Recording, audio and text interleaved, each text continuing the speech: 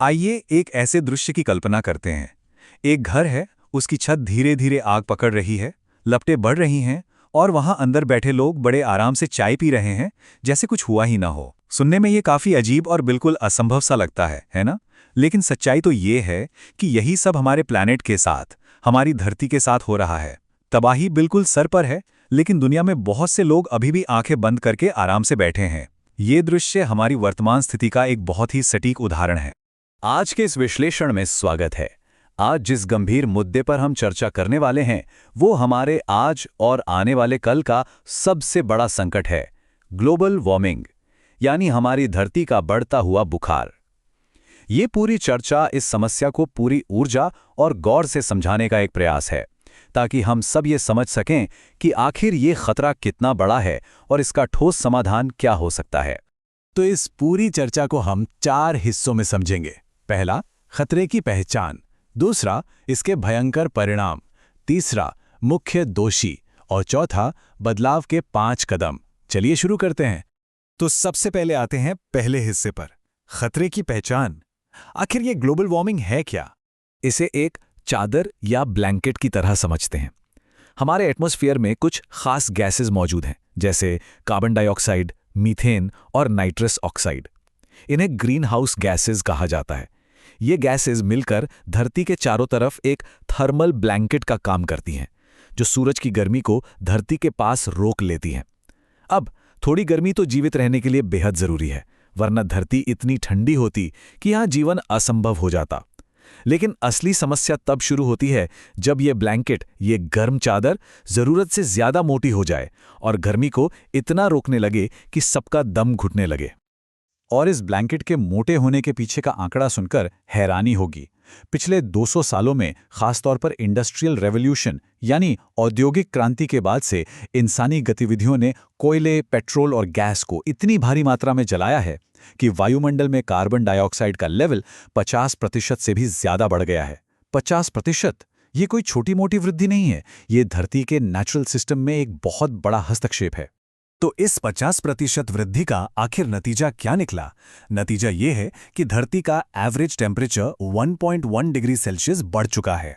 अब एक पल के लिए लग सकता है कि 1.1 डिग्री ये तो बहुत छोटा सा नंबर है।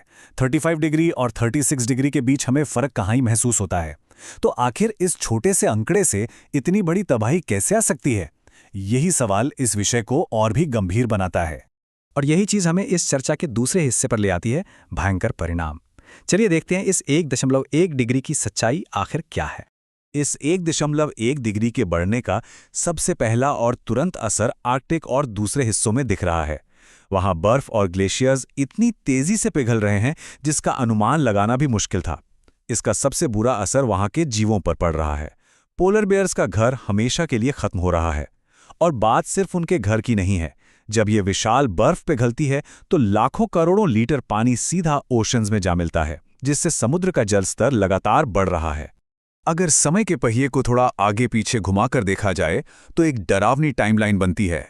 वर्तमान स्थिति ने तो ग्लेशियर्स तेजी से पिघल ही रहे हैं, लेकिन अगर थोड़ा पीछे साल 2022 की तरफ देखें तो इसी मौसम के असंतुलन ने पाकिस्तान में एक ऐसी भयंकर बाढ़ ला दी थी जिसने देश के लगभग 1/3 हिस्से को पानी में डुबा दिया था। और अगर सी लेवल और मौसम का ये पागलपन ऐसे ही चलता रहा तो आने वाले साल 2100 तक मुंबई और कोलकाता जैसे विशाल शहर आंशिक रूप से पानी के नीचे समाये होंगे। ये आंकड़े काल्पनिक नहीं हैं, ये एक बिल्कुल ठोस सच्चाई है। इस चेन रिएक्शन का आखिरी और शायद सबसे दर्दनाक हिस्सा तो सीधे हमारी थाली से जुड़ा है। अत्यधिक गर्मी और असामान्य बारिश जैसे खराब मौसम की वजह से खेतों में फसलें लगातार बर्बाद हो रही हैं। जब अनाज ही नहीं उगेगा तो खाने की भारी कमी और महंगाई होना बिल्कुल तय है। और इस स्थिति की सबसे बड़ी मार उन गरीब किसानों और आम नागरिकों पर पड़ती है जो पहले से ही संघर्ष कर रहे होते हैं। तो सवाल उठता है अपने तीसरे हिस्से का, मुख्य दोषी। आखिर इस पूरी तबाही के लिए जिम्मेदार कौन है? वायुमंडल को नुकसान पहुंचाने वाले 4 बड़े दोषी साफ तौर पर सामने आते हैं। पहली पंक्ति में है हमारी फैक्ट्रीज और इंडस्ट्रीज। बिजली बनाना हो, सीमेंट या स्टील का उत्पादन हो, इन सब में भारी मात्रा में CO2 निकलती है। दूसरे नंबर पर ट्रांसपोर्ट है। दुनिया भर में चलने वाली गाड़ियों में पेट्रोल और डीजल का जलना CO2 उत्सर्जन का एक बहुत बड़ा कारण है। तीसरा दोषी है डिफॉरेस्टेशन यानी जंगल काटना। पेड़ नेचुरल रूप से CO2 सोखते हैं। जब उन्हें काट दिया जाता है तो वो गैस एटमॉस्फेयर में ही फंसी रह जाती है। और चौथी पंक्ति में है खेती और पशुपालन। एक दिलचस्प पर खतरनाक तथ्य यह है कि गाय और भैंस जैसे पशु भारी मात्रा में मीथेन गैस छोड़ते हैं, जो ग्लोबल वार्मिंग के मामले में कार्बन डाइऑक्साइड से भी बहुत ज़्यादा खतरनाक होती है। पर हर समस्या का एक समाधान होता है। तो अब आते हैं इस चर्चा के चौथे और सबसे अहम हिस्से पर, बदलाव के 5 कदम। अपना भविष्य वापस पाना। देखिए, बड़े बदलाव हमेशा रोजमर्रा की छोटी छोटी आदतों से ही आते हैं। जमीनी स्तर के ये 5 व्यवहारिक कदम बेहद जरूरी हैं। पहला कदम, बिजली बचाना। दूसरा, पब्लिक ट्रांसपोर्ट या साइकिल का इस्तेमाल ज्यादा करना। तीसरा कदम थोड़ा मुश्किल लग सकता है, पर वो है मीट का सेवन कम करना। चौथा, जमीन पर नए पेड़ लगाना। और 5वां कदम है इस समस्या के बारे में जागरूकता फैलाना। ये 5 चीजें दिखने में बड़ी आम लाइफस्टाइल चॉइसेस लगती हैं, लेकिन दरअसल ये उन विशाल मुख्य दोषियों पर सीधा प्रहार करती हैं जिन पर अभी हमने चर्चा की। और ये साधारण कदम गणितीय रूप से मैथमेटिकली कितना बड़ा बदलाव लाते हैं, ये जानना सच में दिलचस्प है। सिर्फ बिना जरूरत के चलने वाले AC या लाइट को बंद करने से कोयले की खपत और पोल्यूशन घट जाता है। अकेले कार चलाने के बजाय अगर पब्लिक ट्रांसपोर्ट का इस्तेमाल किया जाए तो हर दिन 2 से 3 किलो कार्बन डाइऑक्साइड हवा में जाने से बच जाती है। हफ्ते में सिर्फ 2-3 दिन वेजिटेरियन खाना खाने से मीट इंडस्ट्री से आने वाले मीथेन उत्सर्जन पर भारी रोक लगती है। और गौर करने वाली बात यह है कि सिर्फ एक पेड़ अपने पूरे जीवन काल में लगभग 1 टन CO2 सोख लेता है। ये आंकड़े बहुत साफ तरीके से बताते हैं कि हमारी रोजाना की आदतें सच में असरदार तरीके से बदलाव ला सकती हैं। तो इस सब का सबसे बड़ा सबक ये है कि ग्लोबल वार्मिंग कोई कल का नहीं, बल्कि आज का, इसी वक्त का संकट है। अब इस मुद्दे पर केवल चर्चा करने या इंतजार करने का विकल्प बचा ही नहीं है।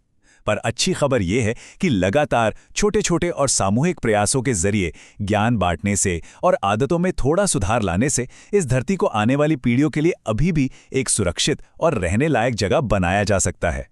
तो इस विश्लेषण के अंत में बस एक आखिरी सवाल छोड़कर जाना बेहद जरूरी है। इस ग्रह को बचाने के लिए, धरती के उस फीवर को कम करने के लिए आज वो कौन सा एक ठोस कदम उठाया जाएगा?